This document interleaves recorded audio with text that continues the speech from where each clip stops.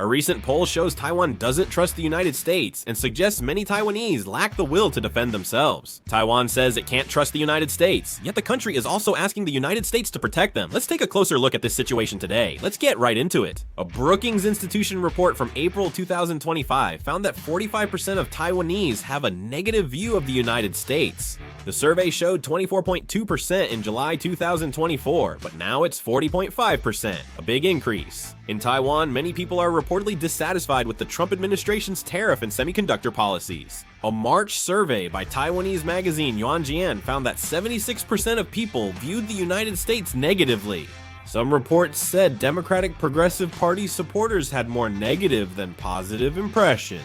As some Taiwanese scholars have made skeptical remarks about the United States, skepticism toward the United States is becoming a hot topic in Taiwan. As skepticism toward the United States grows, the Taiwanese government is said to be paying close attention to this trend. The government sees this skepticism itself as part of a hybrid warfare campaign conducted by someone. They also said they are working to prevent skepticism about the United States. The Taiwanese Ministry of Foreign Affairs suggested President Trump could ease skepticism about the United States by clearly affirming Taiwan's importance. They said it would be helpful if the White House facilitated President Tsai's United States transit and if the Senate passed legislation benefiting Taiwan. From the United States perspective, this is unbelievable. Taiwan appears unwilling to defend itself and wants the United States to stop China, so it's understandable that this situation is frustrating. From the United States' view, the main issue is Taiwan's lack of readiness to defend itself. Even if the United States fights China for Taiwan, victory is impossible without strong resistance from within Taiwan. War is not won simply with weapons or technology. It requires the determination of the people to fight. The United States believes that Taiwan does not show that determination. Even if American soldiers shed blood fighting for Taiwan, if the Taiwanese themselves have no will to defend themselves, it is highly likely to become a repeat of the Vietnam War. The United States already has that experience. The United States remembers the disaster when South Vietnam relied only on United States defense and its people were unwilling to fight. That's why there's a strong sense of anxiety that the same situation might be repeating itself this time. Taiwan vows to protect democracy, but the United States knows public support for war is low, with many young people saying they would leave if conflict erupts. Online support has grown, but numbers remain low. What gives the United States confidence to support Taiwan until the end in this situation? They feel there's no reason to shed blood for a country that isn't willing to fight for itself, even putting their own soldiers at risk. Therefore, the United States can't completely trust Taiwan. They claim to support Taiwan, but secretly doubt if the country will truly defend itself. In an April 2023 poll, 55% said the United States would send troops to help Taiwan if a cross-strait war began.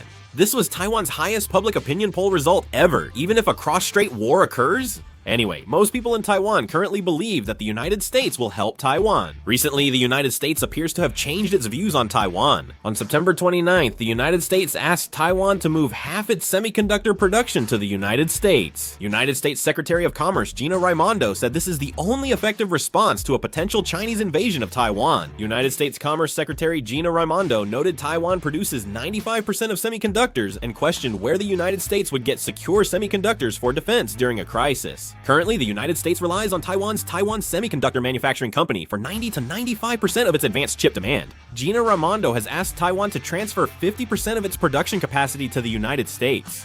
From Taiwan's view, this is confusing. They have long been central to the global economy, especially in semiconductors. Taiwan believed their safety was partly ensured by the silicon shield concept. This means that since the semiconductors produced in Taiwan form the foundation of the world's high-tech industries, if China were to invade Taiwan and halt semiconductor production, the entire global industry would be paralyzed. Taiwan knows that without semiconductors, cars, smartphones, artificial intelligence, and defense systems can't function properly for even one day. That's why Taiwan has considered the semiconductor industry to be its lifeline, and at the same time, a deterrent against invasion. Even China is aware of this reality, and the belief has taken root in Taiwanese society that if China were to occupy Taiwan by force, it would also suffer massive economic damage, making it difficult for them to attack easily. The people of Taiwan have believed that the silicon shield is essentially their guarantee of survival. But the problem is that recently, the United States has started moving in a completely different direction. The situation changed after the United States Secretary of Commerce demanded that 50% of Taiwan's semiconductors be moved to the United States. From Taiwan's perspective, this can only feel like having their shield taken away. Taiwan's semiconductor industry is its key strategic asset and a psychological deterrent against China's invasion. With the United States moving to take half of that shield, Taiwan's deep concern is understandable. Although the United States says this measure protects Taiwan, growing anxiety in Taiwan suggests it may signal the United States is preparing to abandon them. Because of this, Taiwan is now hastily working to strengthen its military power, fearing that the United States might actually abandon them. Lai Ching-te, Taiwan's president, has urged China to stop trying to alter the status quo. He also plans to increase defense spending to 5% of gross domestic product by 2030. He also said the T-Dome missile defense system will be set up quickly. Taiwan's defense budget is set to surpass 3% of gross domestic product next year by NATO standards. Next year's defense budget will reach 3.32% of gross domestic product, surpassing 3% for the first time since 2009. In terms of total amount, this is an increase of 23% compared to last year. This results from the Trump administration's push for more defense spending and China's military pressure. They have also stated that they will strengthen the introduction and integration of advanced technology and artificial intelligence technology to build an intelligent defense combat system and enhance the deterrent effect of asymmetric strategies. However, despite these efforts, the willingness to resist within Taiwan still doesn't seem to be very high. On the surface, the government is increasing its defense budget and introducing advanced weapons, but if you look inside, the actual state of the military is alarmingly lax. There are frequent reports of Chinese spies in the Taiwanese military. Incidents of military secrets being leaked have become so frequent that they're no longer considered unusual, and there have even been several cases where officers were caught contacting Chinese intelligence agencies and passing on sensitive information. This is a clear example of how fundamentally compromised the structure of the Taiwanese military has become. The situation in the 269th Mechanized Infantry Brigade, the elite unit defending Taipei, was shocking. On paper, it was reported that the operational rate of major combat equipment, such as tanks and armored vehicles, was over 90%, but when an actual on-site inspection was conducted, less than half of the equipment was actually operational. Operational rates were just 30–50%, with some equipment left unused for years, rusting or missing parts and unusable. More seriously, senior officers in this unit have been stealing military supplies for personal gain. Equipment and resources intended for combat readiness are often embezzled, misused for personal gain, or leaked to civilians, frequently causing losses for junior officers or soldiers. With a corrupt system, soldier morale is low, public trust in the military is poor, and young people just try to avoid service. Training intensity is very low. In the Taiwanese military, it is often just a formality. Among Taiwanese soldiers, there's even a common joke that they pull more weeds than they do actual training, showing just how little real combat readiness there is. In this situation, can they really fight against a large-scale invasion from China? Even people in Taiwan, not just the United States, lack confidence in that. This internal weakness is now showing politically. Recently, in Taiwan's main opposition party, the Kuomintang, a new chairman named Zheng Ri-wan was elected, and his actions have sparked major controversy within Taiwan. He publicly said he's willing to visit China to meet Xi Jinping. These remarks are quite shocking in Taiwan. Because Taiwan is currently facing threats from China, and China has openly stated its intention to unify Taiwan by force. The opposition leader's wish to meet the Chinese leader and oppose Taiwan's independence essentially supports China's position.